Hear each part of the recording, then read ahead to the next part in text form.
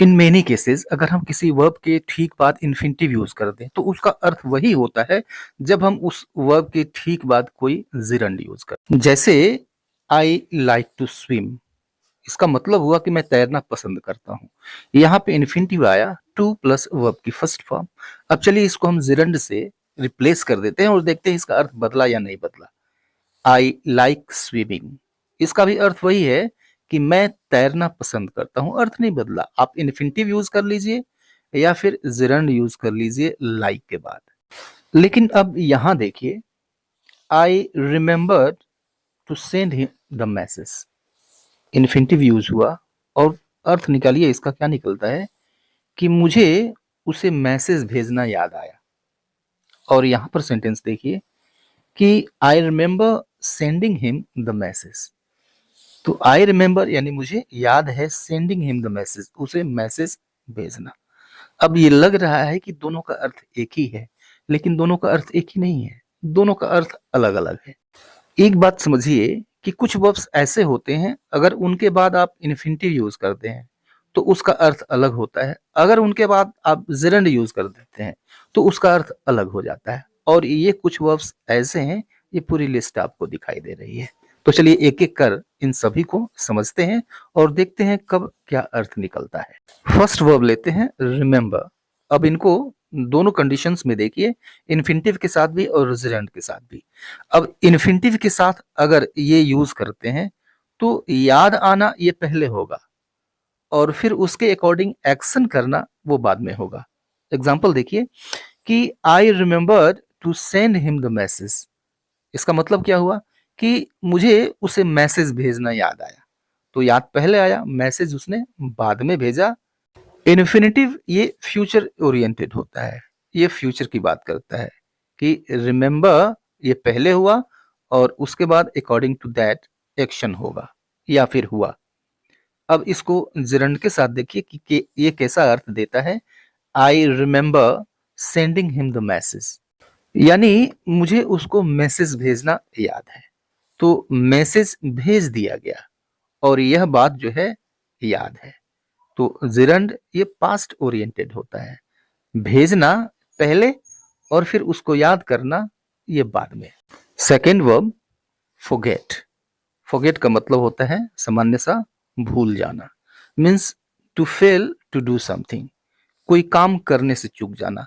अब जब इसके ठीक बाद इन्फिनिटिव यूज करते हैं तो ये अर्थ होता है कि आप कोई काम करने से चूक गए, यानी काम हुआ नहीं, भूल की वजह से चूक गया। I forgot to take my purse, यानी मैं अपना पर्स लेना भूल गया, वो घर पे छूट गया है, अब मेरे जेब में नहीं है। अब जब इसके बाद आप जिरंड यूज करते हैं तो ये यह बताता है कि मेमोरी आपकी फेल हो गई। I forgot taking my purse, यानी मैं पर्स लेना भूल गया। तो पर्स लेना भूल गया, ले तो लिया लेकिन लिया था इस बात को मैं भूल गया। नेक्स्ट वर्ड देखिए, नेक्स्ट वर्ड है स्टॉप। तो स्टॉप का मतलब रोक देना या फिर रुकना। अब जब इसके बाद आप इन्फिनिटिव यूज करते हैं तो इसका मतलब ये है कि आप कुछ करने के लिए रुके। आप रुके, क्यों रुके भाई? कुछ करने के लिए रुके। इन्फिनिटिव इसके बाद ये बताता है, जैसे ही स्टॉप्ड टू टॉक, यानी वह बातचीत करने के लिए रुका। यानी रुका ये पहले हुआ और फिर बातचीत करेगा, इन्फिनिटिव वाला ये बाद में। ठीक है, फ्यूचर ओरिएंटेड, जैसा कि मैंने पहले बताया फ्यूचर ओरिएंटेड होता है।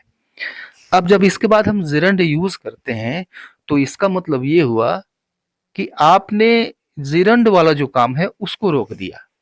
यानी हम कहते हैं ही स्टॉप टॉकिंग, यानी उसने बातचीत बंद कर दी, बात करना उसने बंद कर दिया।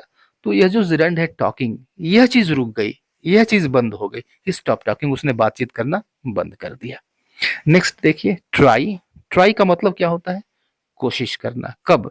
जब आप इन्फिनिटिव इसके बाद यूज करते हैं, जैसे try to solve this problem, यानी इस समस्या को हल करने की कोशिश करो। ठीक है, कोशिश करना, टू ट्राई।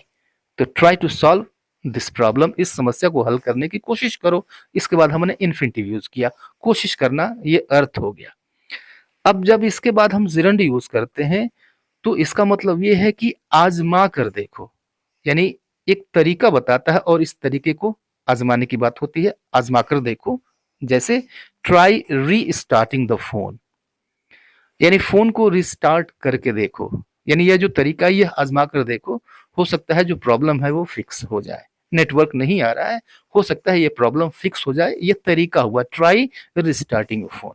अब नेक्स्ट वर्ड देखिए, रिग्रेट। तो रिग्रेट का मतलब होता है पछताना। अब इन्फिनिटिव अगर इसके बाद यूज करते हैं तो इसका मतलब ये है कि पोलाइटली आपको, आप किसी को कोई बुरी खबर पहुंचा रहे हैं, बुरी खबर दे रहे हैं या फिर आगे देंगे। जैसे we regret to inform you, यानी हमें तुम्हें बताते हुए पछतावा हो रहा है। अभी बताया नहीं है और फिर आगे मैं बताऊंगा बैड न्यूज, लेकिन उससे पहले कह दिया कि we regret to inform you. To inform ये इन्फिनिटिव हो गया। अब ये बात आगे करेगा कि वो बैड न्यूज क्या है। ठीक है, इसका अर्थ ये है। अब जब जिरंड यूज करते हैं, इसका मतलब ये हुआ कि आपने पास्ट में कोई एक्शन कर दिया और फिर उसको लेके आप पछता रहे हैं। जैसे we I regret shouting at you. I regret shouting at you, यानी मुझे पछतावा है कि मैं तुम पर चिल्लाया। चिल्लाने का काम हो चुका है। शाउटिंग जो है, ये जो जिरंड है, ये जो वाला काम जो है वो हो चुका है और इस बात का मुझे पछतावा है। ठीक है, नेक्स्ट वर्ड देखिए, गो ऑन। अब इस गो ऑन का मतलब होता है जारी रखना। लेकिन जब आप इसके बाद इन्फिनिटिव यूज करते हैं तो इसका मतलब ये है कि पीछे कोई और टॉपिक चल रही थी, कोई और सब्जेक्ट चल रहा था और फिर उसको छोड़ के आप नई चीज आपने शुरू कर दिया, उस पे आप चले गए। गो ऑन जारी रखना, उसको आपने शुरू कर दिया, जारी कर दिया। जैसे the teacher went on to explain the next chapter, यानी टीचर अगले चैप्टर की ओर बढ़ गए, यानी जो टॉपिक थी वो छोड़ दिया, फिर अगले चैप्टर की ओर वो बढ़ गए। Went on, go on. ठीक है, अब जब जिरंड यूज करते हैं तो ये बताता है कि कोई एक्शन है और इसी को आपने जारी रखा। Same thing means you are continuing the same thing, ये बताता है। जैसे यही एग्जांपल लीजिए, the teacher went on explain the same chapter. The teacher went on explaining यानी समझाते रहे द सेम चैप्टर, वही चैप्टर समझाते रहे। सेम थिंग उन्होंने कंटिन्यू रखा, नया चेंज नहीं किया इसको। ठीक है, नेक्स्ट मीन।